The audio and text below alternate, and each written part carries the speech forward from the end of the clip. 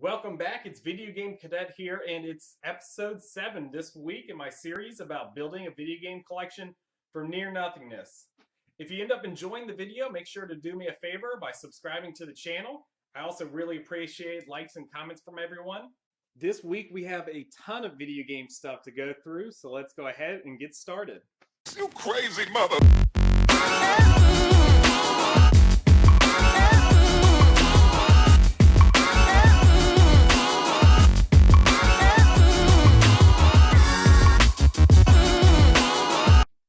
Like I said before, it's been a really busy week for me because I've had a lot of video game stuff that I've picked up along the way. It's been a good mix of Craigslist finds and also some yard sale stuff. So let's go ahead and get started with number 3. 3. Hey guys, so for number 3, I had a big yard sale find. Everything I'm about to show you here came in at $50. Let me know in the comments down below if you think it's a good deal. I certainly think that for what I got, it was a decent value. So let's go ahead and show you number 3. So to start off with, we got a Sega Genesis, and this is the tiny third model. An interesting little console, maybe a little bit more rare and valuable than the first and second console, but definitely something I'm interested in having in my collection because as a kid, I did not game a lot on the Genesis. I grew up with the Super Nintendo. So I'm very happy to have that. I also got about 12 or so games with it. So let's run them through here. So we have Aladdin. That's definitely an interesting title. My wife was actually the one that was really excited about it. She grew up playing this game, so it definitely took her back to her childhood. I played it on the Super Nintendo, so I'm definitely excited about trying it on the Genesis too. Let's see, we have Sonic 2. We have Tiny Toons Buster's Hidden Treasure,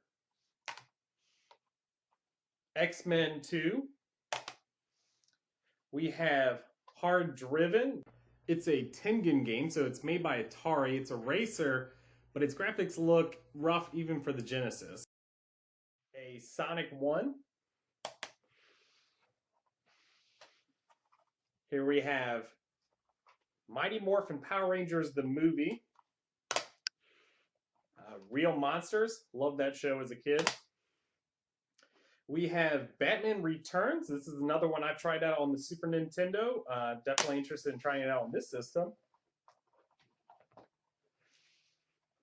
Here we have Tasmania. We have Subterranea. It's a shoot 'em up and kind of interesting. There's some game mechanics that I'm not a big fan of, but I still enjoyed it. Here we have a 6-pack cartridge. So let me show you what games are on that. We have Sonic the Hedgehog, Golden Axe. That's one I do remember and enjoy playing. Streets of Rage, that's another good one. We have Columns, Super Hang-On, and excuse me for my pronunciation here. We have Revenge of Shinobi. I'm not quite sure. And to round off the Genesis games, I have Taz and Escape from Mars. So, nothing that is crazy rare or, crazy exciting either. But definitely some interesting titles and some good ones to start off with. Some casual gaming for the Sega Genesis. The console also came with 2 controllers and all the hookups. So we have one of the regular controllers and a turbo controller for the Sega Genesis. All right, so we're continuing on with that same $50 here. I got a PlayStation Mini. So this is the, I believe the third, correct me if I'm wrong, the third generation of the PS1 here. It didn't come with the video screen that they used to put on these, that is little attachments that you could play the game on by itself.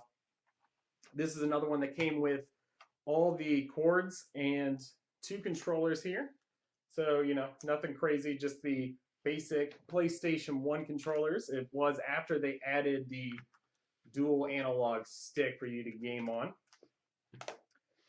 I got 4 different games for the PlayStation 1. Now, none of these are complete. They're just in random CD boxes here. So we have Twisted Metal, Soul Blade. I haven't heard of that one. Here's another one, Twisted Metal 3. So maybe I'll pick up Twisted Metal 2 soon. We have, looks like a generic sports game. Not all that excited. It's one of those ones that you pick up in a big purchase like this just because it's kind of an add-on. And we have Madden 2002. Also got a single PlayStation memory card for the console right there.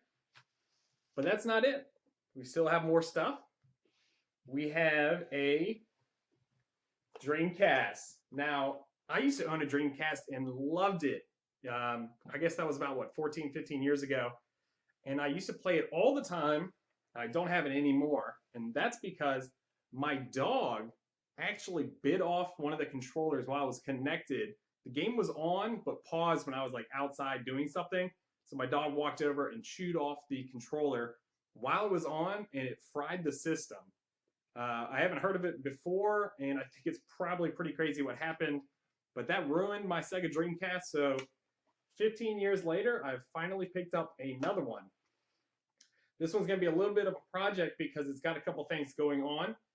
The open button is not working properly, so it should pop open pretty easily, but it seems to be like maybe a spring has gone wrong in this console, so it's something I'm going to pull apart and see if I can fix. I got the power cord for this, but I'm on the lookout for the audio video cord because that was not part of the deal. And with that, I got a Sega Dreamcast controller, so I have one for the system. So this is a huge yard sale pickup, obviously, and I think $50 is a solid and fair deal for it. Let me know what you think. 2, Whew. All right, number 3 was pretty long. I promise that number 2 and 1 are going to be shorter. And I think they have some really sweet stuff too. So make sure to check these out as well. So to start off number 2, we have Super Mario All-Stars. Complete in the box. I found this on Craigslist along with a couple of others. This is one that I already had in the collection, cartridge only. So I was really excited about picking this up, and now I have a spare cartridge. Maybe I'll be able to sell it off or trade it for some other Super Nintendo games and keep adding to the collection now that I have it complete in box. Here we have Super Ghouls' Ghosts. This was one of my favorite games growing up, and I've already started playing it again almost religiously because this game is really fun. It's hard and addictive, so if you find it, definitely try it out. Another great condition box. It's complete. Excited to pick that up, and I haven't had it since, maybe the mid-90s in my collection, so it's been a lot of fun. Next up, we have Star Fox. This is a great game for the Super Nintendo. I'm sure most of you guys have played it. If you haven't, definitely go pick it up. This is another complete in box game I found on Craigslist. All 3 came together. And another one that I have the game cartridge in my collection already. So another one I might be trying to look for a trade and pick up some more games for the SNES collection. 1, So for number 1, we have another example of amazing games being on Craigslist. Now, don't get the wrong impression about Craigslist because most of the time there's overpriced games, shovelware for the Wii, and games that nobody wants to play for the DS. That's the most common thing you'll find on Craigslist.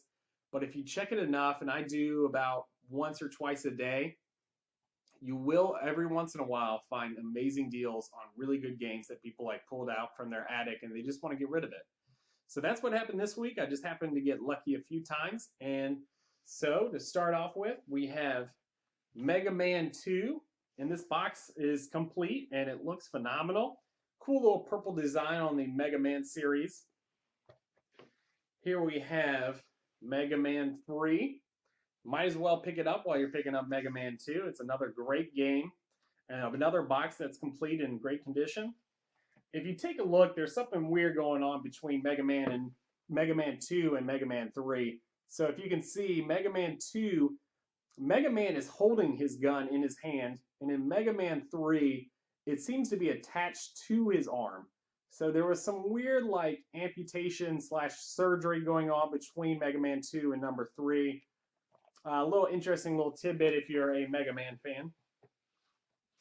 Here we have Metroid for the Nintendo Entertainment System. Another complete box in great condition. This is a game I definitely enjoy playing and recommend it.